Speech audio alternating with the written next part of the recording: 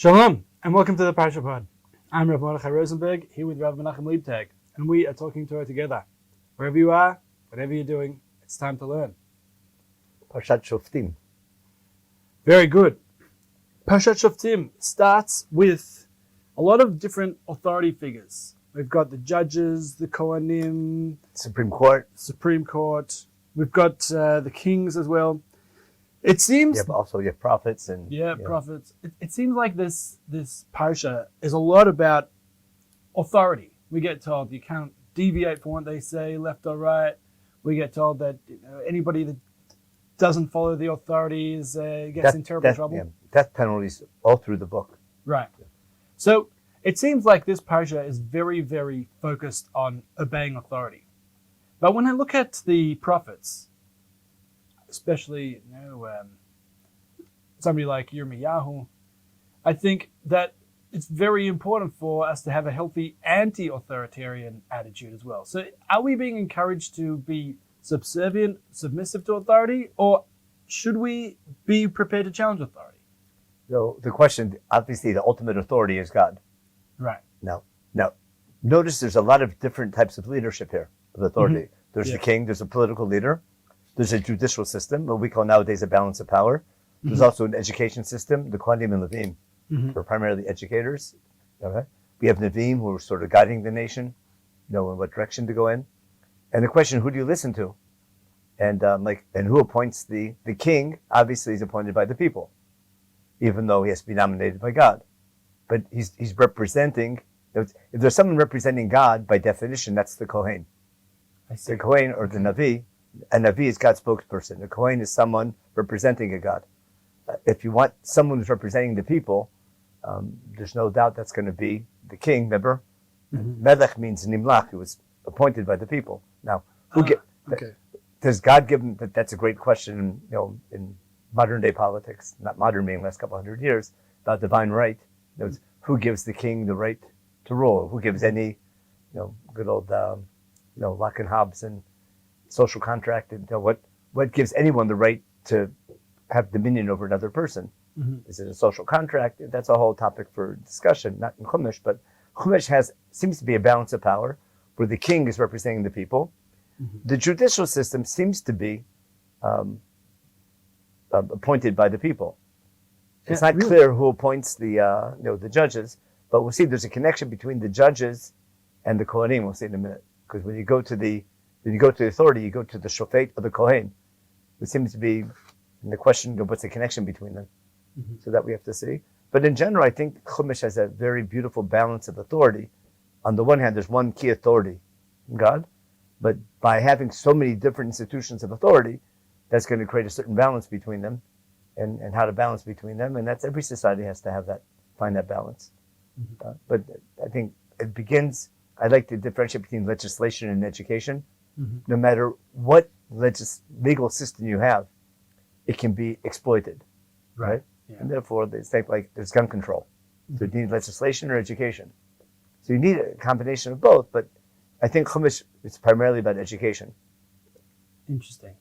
Chumash is primarily about education, and not about. But isn't it filled with laws that the judges have to kind of put into place? So we'll put it this way. All through Devarim, we have this group called the Kohanim Halavim, right? Which is really, the commentators had how do we, relate to what happens earlier? What's the job of Levim? If you remember in Sefer Devarim, there's no mention of a Mishkan, of a portable Mishkan. It's only, first and foremost, this week, is going to be one central place of worship called HaMakom HaShivchar Hashem.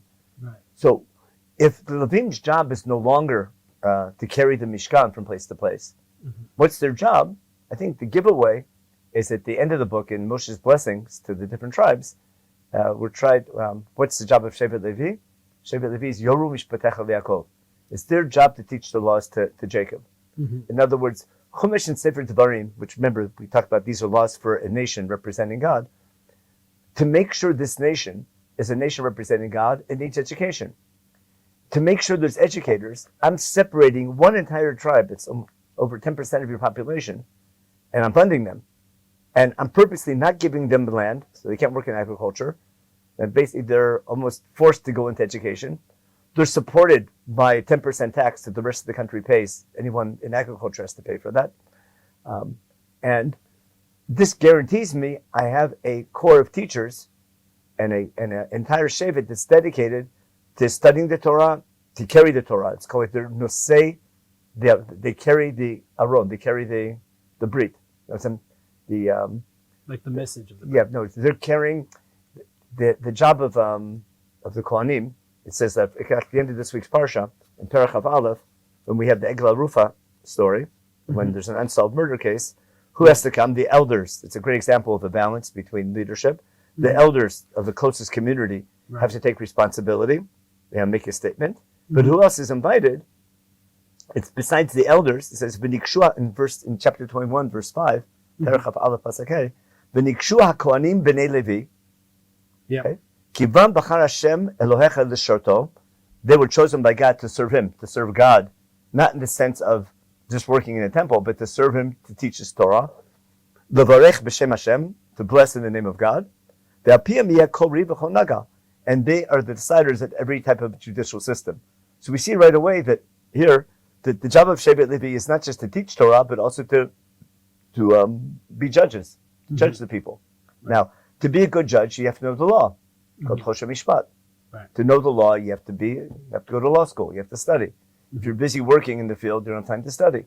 Right. Chumash is setting aside an entire tribe for all generations to pass down that tradition of studying Torah, and there's always educators. Now, what guarantees that these educators will be good? That's already, we hope the education will be right. That's going to be the job of the Navi. You mentioned Yirmiyahu before, who happens to be a Kohen, who is really, complaining about the institutions of existing government in his fellow Kohanim, etc. We know from Sefer Shmuel, the priesthood becomes corrupt after Eli's sons are corrupt, and Shmuel begins his career by fixing a corrupt a priesthood. But by having a Navi who's looking at the sort of, I guess call it the spirit of the law or the general direction, the Kohen more deals with the technical details. What's kosher, what's not kosher, how to bring a korban. They need to know the technical part of the law. Called that Yoredeah, but the Navi's job is to make sure that the priesthood doesn't become corrupt, and people are fulfilling the goal of the law. That's what the Navim do in Chumash. Later in Navi. So Chumash is setting like a lot of checks and balances in the system. Maybe we'll talk about later about the job of the king. And we have elders. That seems to be like a natural process of leadership that happens in every society, like elders. And then you have this idea of a king and educators. But Sefer Dvarim is putting together a whole different range of institutions to make sure the Torah is being studied, and the people judging the people will be educators. I want to add one other thing: the people bringing korbanot are also the educators, right? And that's important. The fact that God limits offering sacrifices seems to happen after Chet HaEgel, if I follow the story from Shemot. But God is limiting. In fact, we read about it in Parshat Ekev, Be'itahi, seeming to be in chapter 10, at the time of Chet HaEgel. God set aside Shevet Levi to serve Him, meaning when temple service, it's just think you can buy God and bring korbanot and serve God, and that's all you need. I want to make sure that when people come to the temple and bring sacrifices, it's being run by educators who make sure that in addition to the korban, we have what's called Shir Shayom. The Levim, remember, they sing the psalm, which is our benedict today at the end of davening. So we have to make sure when we're offering a korban, it comes with an educational experience. So you have to hear the Levim giving their musar and tilim, and understanding why they're chosen and things like that. Nice. So when you bring a korban, it should come with an educational experience. And therefore, it's being run by the education system, and not by the not just by the roots and authority. Yeah. Right. So, just going back to the beginning, it seems that we've got these different systems of authority in order to keep all the other ones in balance and checks on them. So, so would you say that as a result of that, we both need to be, accepting the authority of each system, but at the same time, we need each system to be willing to challenge the other. That's what I grew up in America in the old days, at least. Right. And you believe in a system of checks and balances, where democracy was a value, not just a tool, right, to attain power. But notice with all that, you still need an ultimate authority. And therefore, you need Shoftim v'Shotrim. You need judges. But when there's a case that can't be decided, you need one Supreme Court that makes the final decision. And whether you agree with that decision or not, you have to accept that decision. Because the second you don't accept the supreme authority, everything falls apart. Now, what happens when that supreme authority is corrupt, the authority, then we need the check and balances of the Nevi'im to make sure that that's going right. Then we hope that God will help guide us in the right way. So one of those systems of authority, and you just alluded to it, is the governmental authority, right? The king. So it seems like this is sort of deliciously ambiguous here. When you come into the land and you say, I want to appoint myself a king, then you should appoint yourself a king in this way. Like, it seems that, appointing a king might be a mitzvah, it might not be a mitzvah. A lot of the commentators... It depends what generation you're living in. Like the Barbanel, who wasn't very fond of kings due to his life experience, is very... Because he himself was involved with kings. Yeah, so he knows how bad that can become. So he thinks the king is a bad idea. But what do you think? What do I think? What I think is, I'll only share with you how I understand Chumash. Okay. Because the theme of Sefer Devarim is fulfilling the goal of Har Sinai to be Mamlechet Kohanim V'Goy Kadosh. God wants not a nation of priests, but remember, a priestly nation, a nation representing God. To be a nation representing God, at first I have to become a nation. Therefore, I need a land. I need a people. I need a culture. I need a nation. And to be a nation, you need government. There's no such thing as a nation without a government. Now, Chumash isn't telling you what's the best form of government. Chumash is saying whatever form of government you choose, there'll be some leadership in that government, and it's how your leadership acts. He could become a king. He might be a philosopher king. He might be a president, a prime minister. But whatever form of government you pick, that's up to you. But should you choose a monarchy, here's what I expect from your monarch. How do I apply that in the future? Let's say you don't pick him. Is Chumash telling you need a monarchy? I don't think so. For example, it says Shoftim v'Shotrim titen b'chol sharecha. That you have to do. You have to have a judicial system. It says when you come to land and you say, and you say I want a king, then here's the king you have to pick. It's not being presented you have to have a king. It's saying when you come to the land and conquer it and settle down, should you decide to have a monarchy, here's what I expect from your monarch. But he's not saying you have to set up a monarchy. Whatever system of government, that's up to you. You decide. But whoever that leader is, I can take those principles of how he has to behave. Don't let power get to his head. Remember, limiting his horses is not about having a farm. It's about his army. Remember, army was horses basically and cavalry and in chariots. Limiting gold and silver is how much you're spending on extras and how much you're using it doesn't say you can't have. It says don't overdo it. Same thing, too many wives usually is understood as foreign relationships. Don't put too much. You have to have foreign relations because you want other nations to look up to you. Just don't overdo it. And put all your trust in them. It's all these systems are about balance. And notice again, what's his job? When he's sitting in chapter 17, in verse 18, when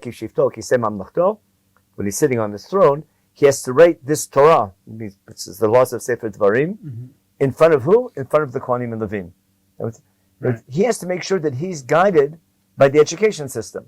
Now, he can tell the education system maybe what to do, maybe he'll help them with funding and things like that, even though they're funded personally by the 10%. Remember, the government doesn't fund the educators. It's called chinuch hatzmai. It's like it's beautiful that the Torah law has that your 10% of Maser Rishon that goes to the Levim, that's given directly from the farmer to the educator. Right. And he decides which educator he gives it to. It doesn't go through the government. So the government doesn't fund the education system. That's important. Right. Why do you think that's important? Because the second the government funds education, that's going to affect the education system. And I see. And again, I don't want to get into modern day politics, but that's an age-old problem. But he has to write the Torah. Now, the Torah is not a technical thing you have to write the Sefer Torah, but the Torah, which is the laws of Sefer Devarim, is the guide for how the king has to behave and how to run his country. It's the job of the king to make sure that there's a temple. He doesn't run the temple. He has to make sure there is a temple that's running properly. It's his job to make sure there's a judicial system. He doesn't run the judicial system. He has to make sure that there are judges everywhere. He has to make sure there's the Supreme Court, but he subjugates himself to their decisions. Same thing with the Kohanim. He has to, remember it says by Yoshua, Elazar Kohen Yamod, when Yoshua was appointed. He has to stand in front of the Kohen. So when it comes to issues of religion, he has to listen to the authority of the religious system, of the Kohanim. But when it comes to running the country, the priests don't decide when to go to war. You might check that the king decides when to go to war and run the army, but he might check and get advice from the Navi or from the Kohen. But it's his decision. He's in charge of it. Right. I see. So again, when you have that balance of power, when everyone whose ultimate authority is God, and understands that the reason why we have a nation and God gave us a land and gave us authority and gave us sovereignty was in order to act as a nation representing God, to act in a moral and just way that other nations see, then that has to guide everyone's behavior. If you look at the first line of Parasha Hamelekh, there's two ways to read it. I like to joke with my students. When you come to land, in verse 14, in chapter 17, verse 14, when you come to the land which God's giving you, and you conquer it, v'rishta, and you settle down, v'amarta, asim alei melech, and you say, I want to put upon myself a king, kochol hagoyim, asher tzvivotay, like all the nations around me. I can read this kochol hagoyim in a negative way, goyim meaning, like the goyim, in Yiddish, like, I want to be like the goyim, which is negative, or kochol hagoyim, I want to be a nation like any other nation. Remember the word goy, you're a nation separated to serve God. So to be a nation representing God, I have to be a nation. Therefore, I need some political system and usually a strong central government enables you to build a stronger country. There's a danger in a strong central government. There's also an advantage of it. You can become a country, you can become a superpower. Right. But then you can have an effect on other nations. How you run your country. You mentioned Yirmiyahu before. Yeah. So if you want to take a theme of kingdom, in chapter 22, when Yirmiyahu is really ranting on why God's taking away the kingdom from the people, there's this generic prophecy to the kings of the house of David. In chapter 22, he says, God tells Yirmiyahu to go to the king's house. And V'amarta Shema Devar Hashem, in chapter 22, verse 2, in Yirmiyahu. V'amarta Shema Devar Hashem Melech Yehuda, Hayoshev B'kisei David. You're sitting on the throne of King David, you and your servants and all the people coming in these gates of your palace. Kol Mar Hashem, verse 3, Asu Mishpat Utztaka. Do justice and righteousness. We've seen this theme from Breshit. We saw that in chapter 18. We saw that in Parasha Mishpatim. We said all through Sefer Dvarim. It's your job to make sure your country's run with justice and righteousness. Use your sovereignty to save those in need, help the less fortunate, etc.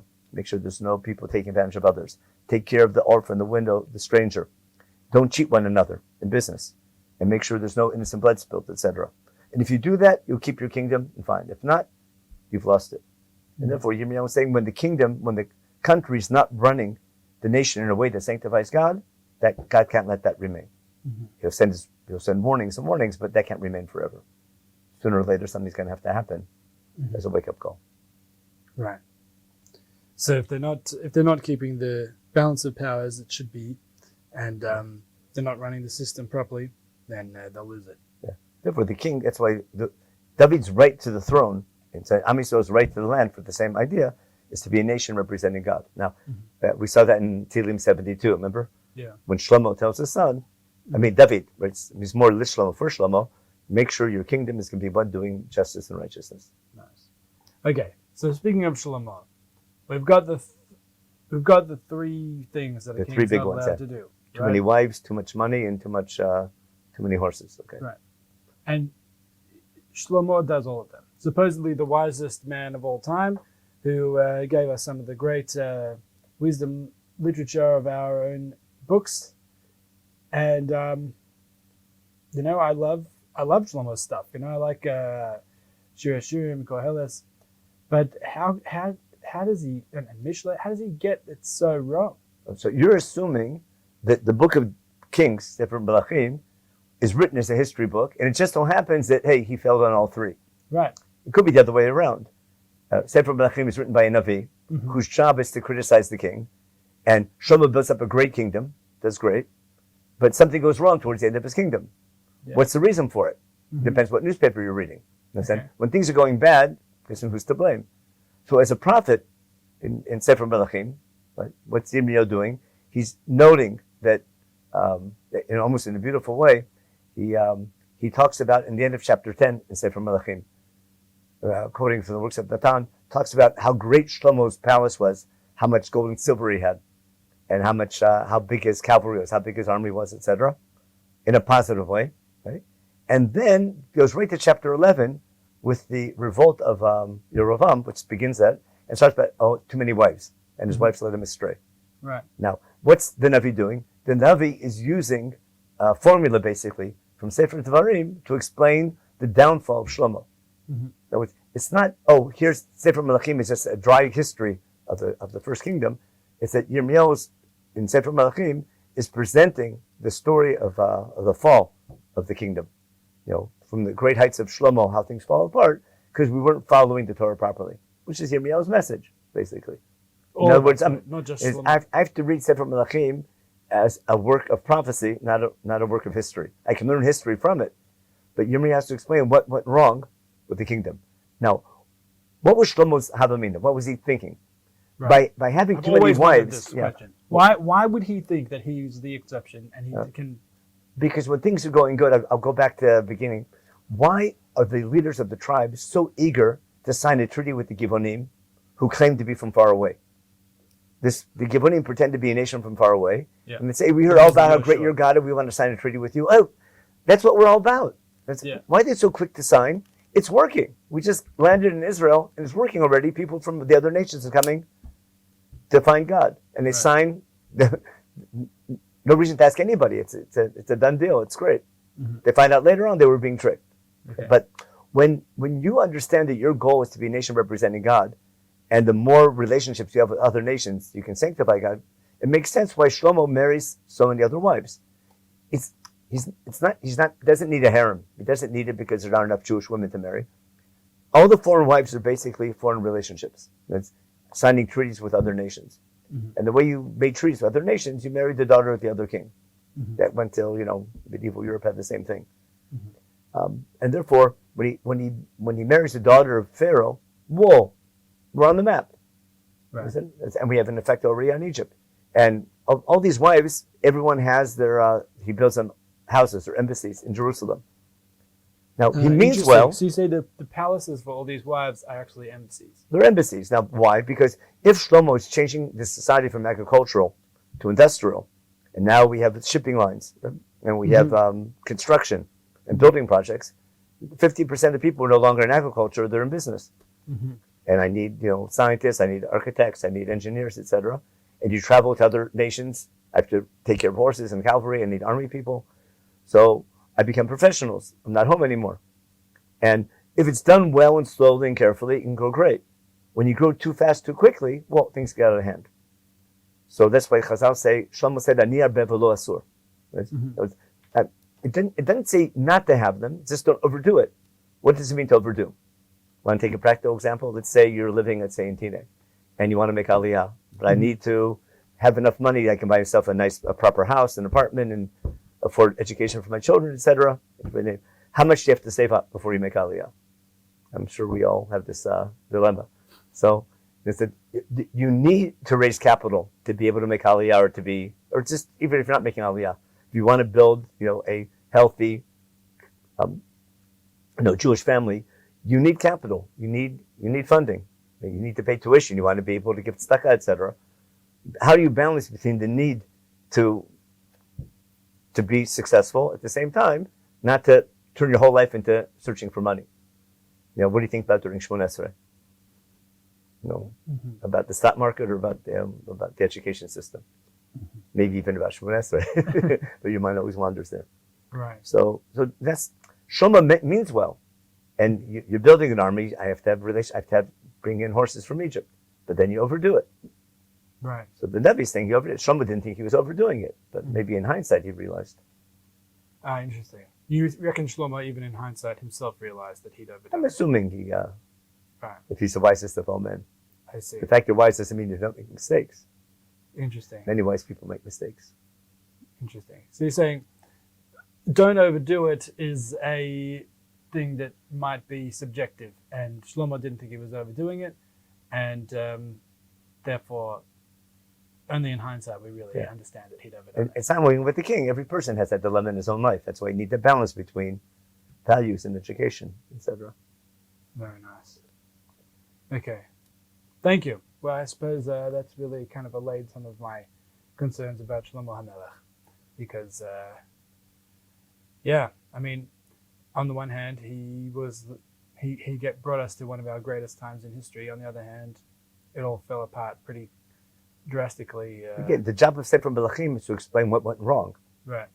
assuming things were good, and that you can learn from your mistakes. So one approach is, forget about a kingdom, forget about nationhood. The other approach is, have a nation, but make sure it doesn't get out of hand. Right. Now you can understand why people think nationhood is not good. No, There were movements in Judaism that gave up on nationhood. It's just Judaism should basically be a religion and not a nation. That's a modern history. But, very interesting. and when do you start a Jewish state? Do you wait till everyone's perfect, or do you start a state before everyone's so perfect? Right. That was a big argument back in the 1800s and 1900s with the Zionist movement. Very interesting. Okay. And the verdict's not out yet. Nice. All right. I have one more really burning question that really bothers me and has bothered me about this Parasha for many years. And that is with regard to the Goel Hadam. We've got the laws of the setting up cities of refuge. We've spoken about cities of refuge. But I'm just a little bit bothered by what seems to me to be a bloodthirsty world. Okay. That is, the portrait painted by the Torah. That we assume that if somebody has their relative accidentally killed in a case of manslaughter by somebody else, then they will attempt to murder. Like it's a given that they'll attempt to murder that person, and that we need to set up a whole system. Like in the modern world, we don't tolerate that, and I don't think we've tolerated that for hundreds of years. Like the idea that a person who's just driven mad by grief will go and murder the person who's the cause of their relative's death. I think your answer is in your question. Chumash doesn't give us the laws of a Goel Adam. It's assuming there's a Goel Adam. Right. Chumash is assuming, because that's built into society, the idea of revenge killing. You kill my relative, I got to get you back. It's built in every society had that. It's to this day in many societies. That revenge killings are just like a given. That's a given. We want to prevent it from proliferating. And therefore, that's exactly what Chumash says in this week's Parasha. Why do I set up a Miklat? It's the beginning of chapter 19, if I'm not mistaken. Yeah. It's when you come to land to prevent unnecessary shvichut damim, murder. Because remember, after fighting a war, you're so busy fighting and killing people, even though it's a mitzvah, it might become a way of life. And therefore, make sure that it doesn't become a way of life, number one. And therefore, make sure there's places where someone who commits murder accidentally can run away to. Okay? And then what's it say at the end? The last line in verse 10. V'lo yishafech dam naki b'ker artzacha asher Hashem etchanech nachla ve'elach hadamim. I want to make sure that innocent blood isn't spilled. Because what's it say beforehand? Pasuk Vav. Pen yirdof goel adam achrei harotzeach. What might happen?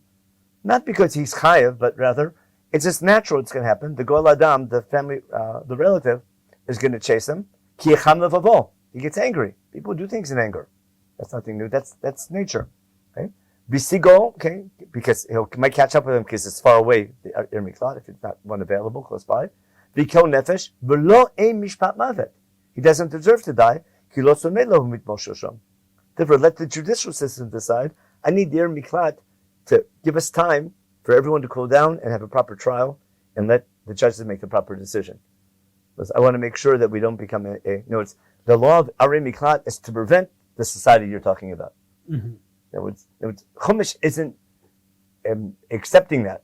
It's assuming that there's Goel Adam. It's not saying there should be a Goel Adam. It's assuming there's always going to be a Goel Adam. I want to minimize the damage of the Goel Adam.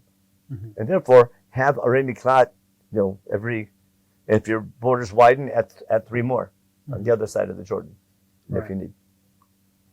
But the goal is to make sure that we don't, what you're worried about is exactly the goal of a Miklat. Right. So the bloodthirsty society is prevented by this rule, now, not accepted. How do you apply that nowadays? Making sure you have laws and institutions to make sure that people don't, that you don't have domestic violence and people aren't killed and things like that. how to apply the laws of Sefer Devarim in a modern day society where, travel is much quicker, but how do you put safeguards into society when there's a danger of a murder happening, right? That people have where to go to. Interesting, like domestic violence shelters and things like that. Shelters are important. And that government needs to do, that private organizations can do, etc. And what happens is the second you don't have a strong government that you're worried about, remember? Then people take law in their own hands. When people don't trust the government, don't trust the judicial system, and it's not strong enough, then society becomes violent, as we see nowadays in many societies. The second someone gets away with murder, that's why the last end of the Parsha is, even an unsolved murder, we can't accept an unsolved murder. And the leaders of the community have to take responsibility, the educators have to come. We make a big deal about it, the Eglah Rufa. Right. Because we don't want Dam Naki. Wow. That is really something. So what you're saying is that kind of the grouping together of this rule together with the system of judgment, judges, and the judicial system is the idea that actually we assume that if there is a strong, effective judicial system, then people are not going to want to take law into their own hands. And that is... Therefore, I need authority. Right. But I have to make sure that people with authority don't get out of hand. This is an age-old problem in government, not just in Judaism. But I think Judaism is a trailblazer, in having this balance of power, as opposed to just one authoritative power. Wow. Amazing. Shkoyach. Well, thank you so much. This has been very fascinating, and I've really learned a lot about all these topics. Thank you very much. Okay. Thank you for joining us. Please like, subscribe, share with your friends, and wishing everybody a Shabbat Shalom.